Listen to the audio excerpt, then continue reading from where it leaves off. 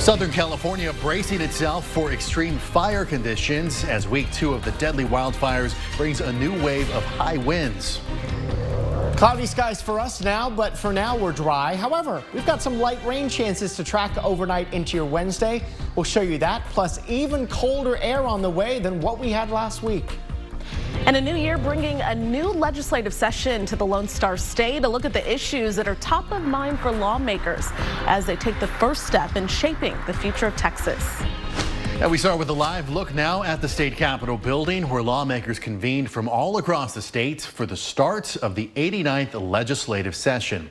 State lawmakers gavelled in at noon today, getting the ball rolling on 5 months of passing new bills. And legislators have already filed just under 2,400 bills for the new session. Texas leaders issued their priorities to lawmakers ahead of the session.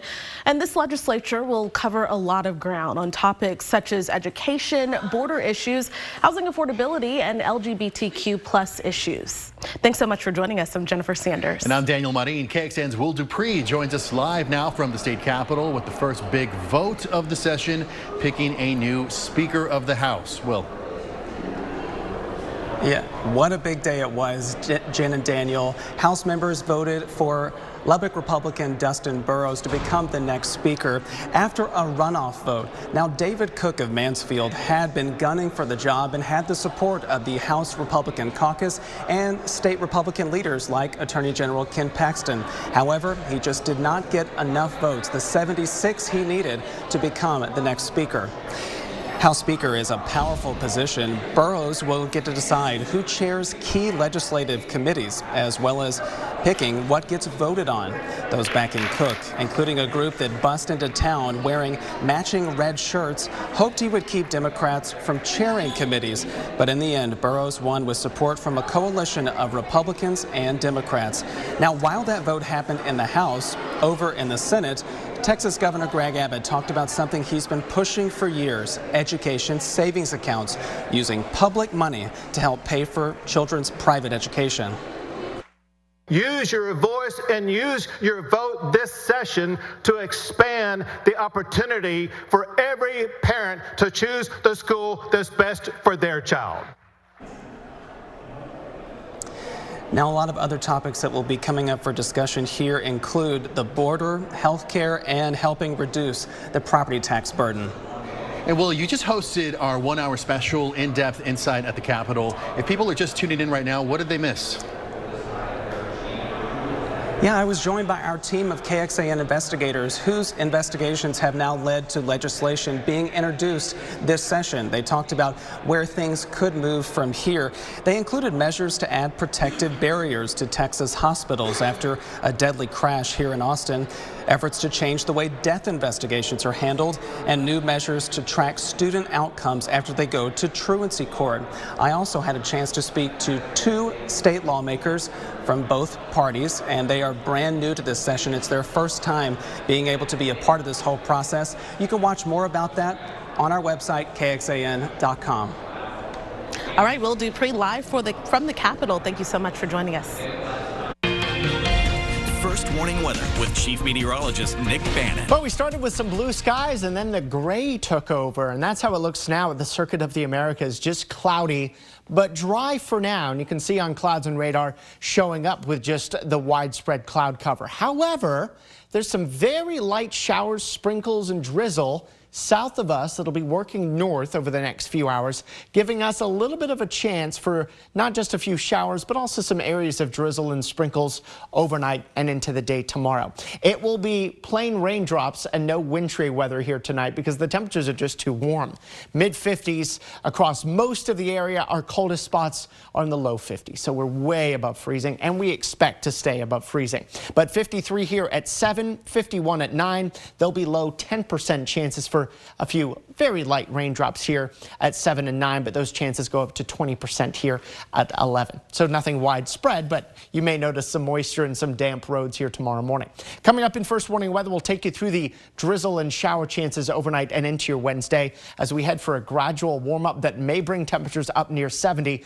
But we'll also give you a first warning about even colder air than we had last week and the potential anyway for some wintry precipitation to come along with it.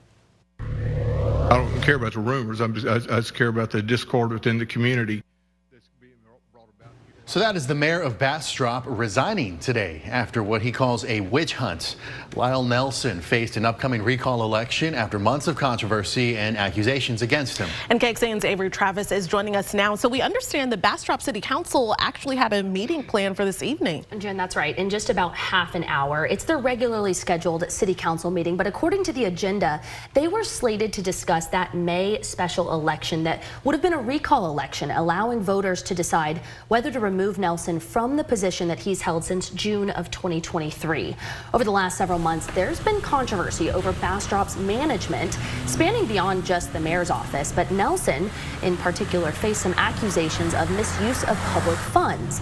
Today, he called the attacks against him unproven accusations by, in part, some other members of the city council.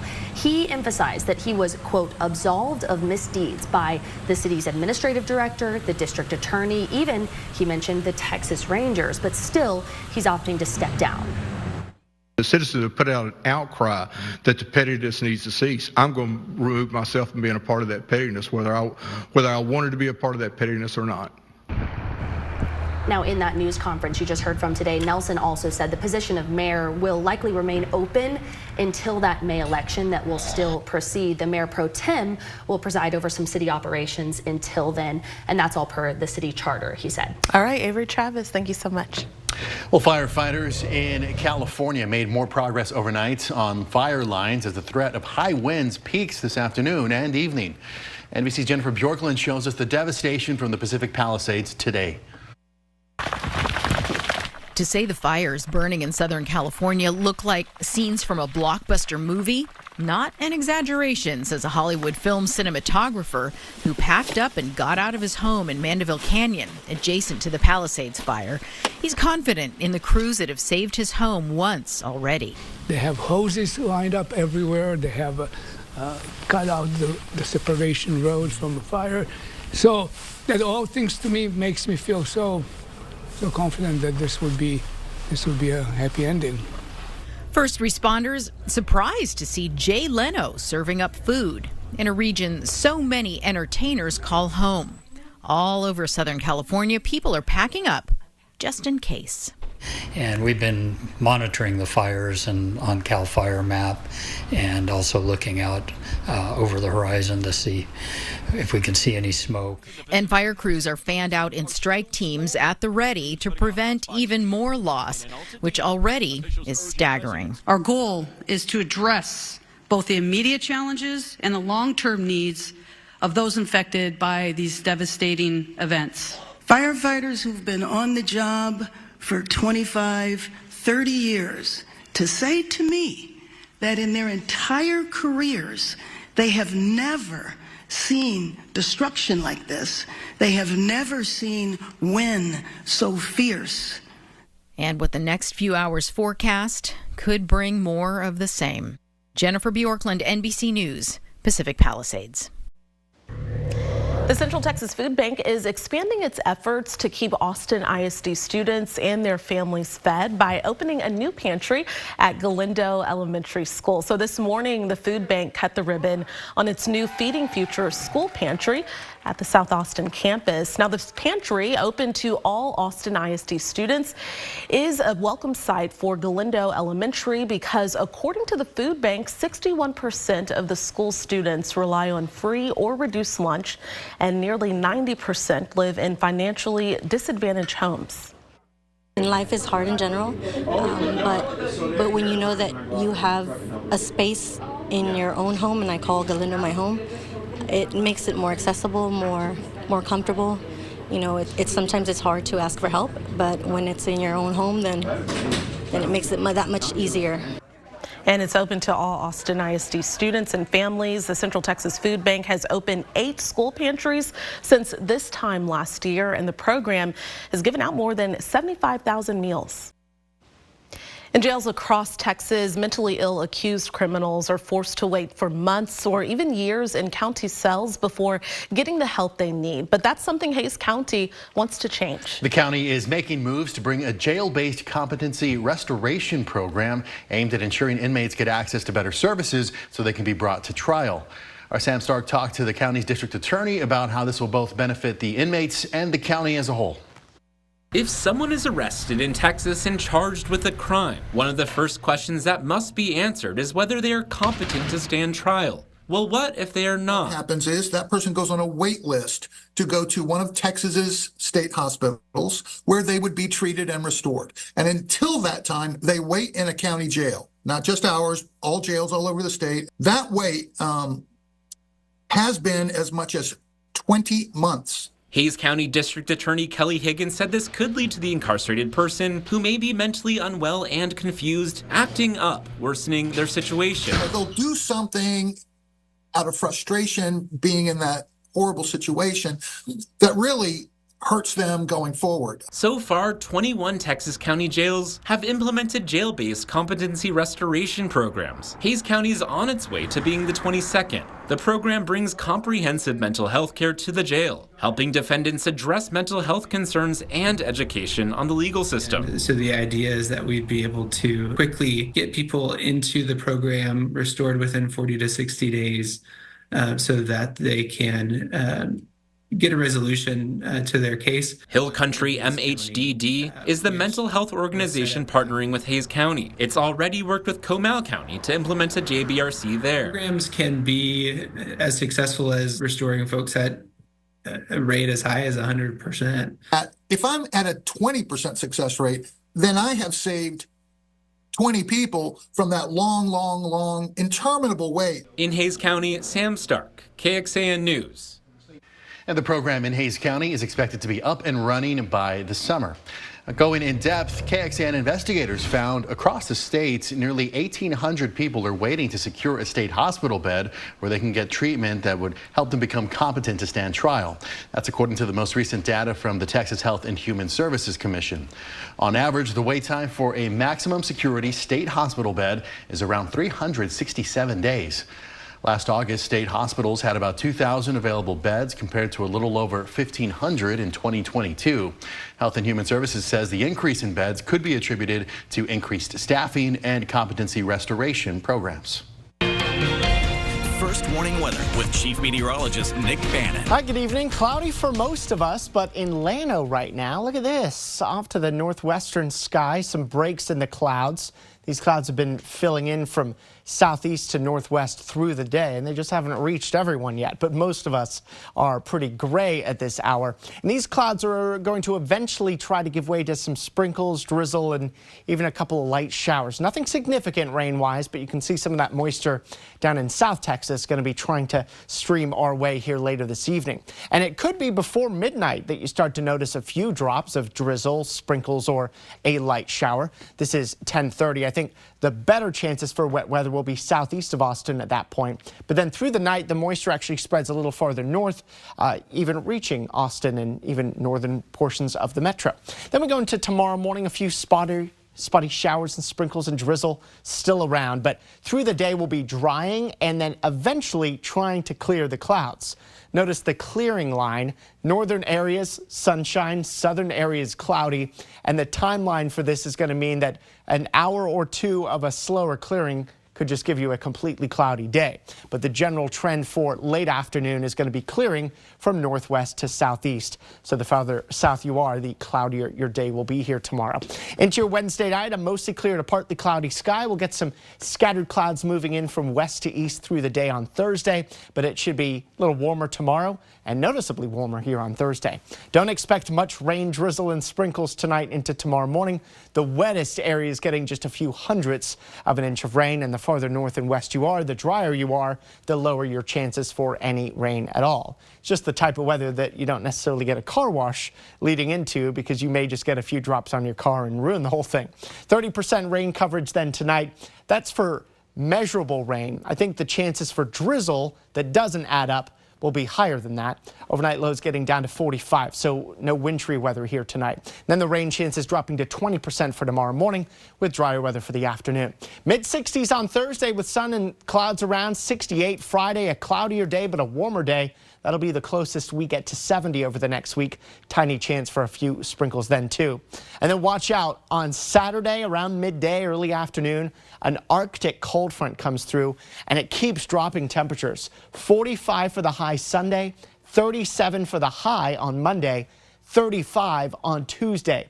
This should be the coldest that temperatures get here, and then they'll start to slowly try to rebound beginning next Wednesday. Overnight lows keep dropping.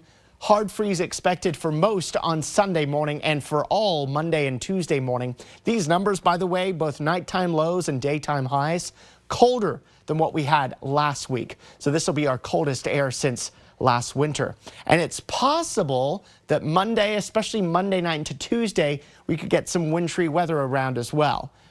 Coverage of that for now looks to be on the low side, but we do want to give you a heads up in that first warning about the potential for wintry precipitation, but the likelihood of hard freezes at night and very cold air during the day. Here's a look at our first warning weather 7-day forecast. You can see the weekend is split with that front. 60s Saturday, 40s on Sunday, and then we'll be closely watching early next week. A brand new blog about that on KXAN.com.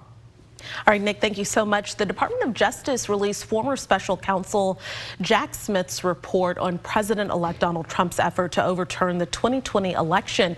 This report said President-elect Trump, quote, inspired his supporters to commit acts of physical violence on January 6th and knowingly spread an objectively false narrative about election fraud in the 2020 election.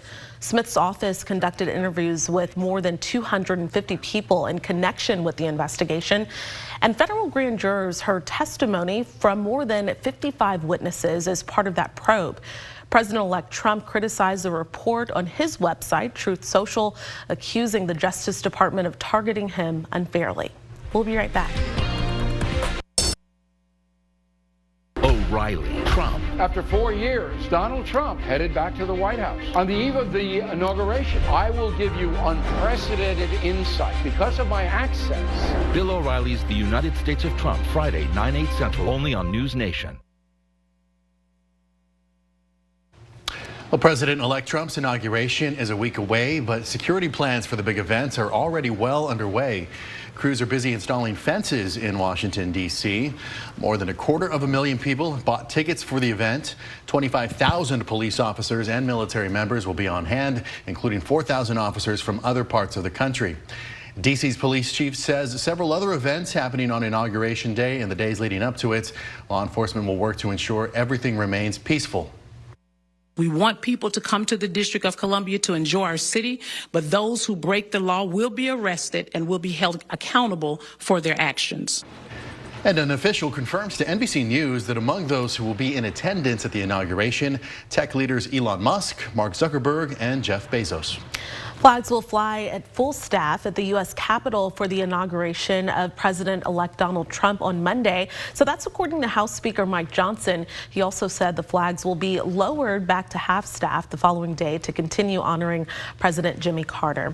Now, this comes right on the heels of Governor Greg Abbott's order yesterday that flags at the state capitol and other state government buildings be flown at full staff for Mr. Trump's inauguration next week.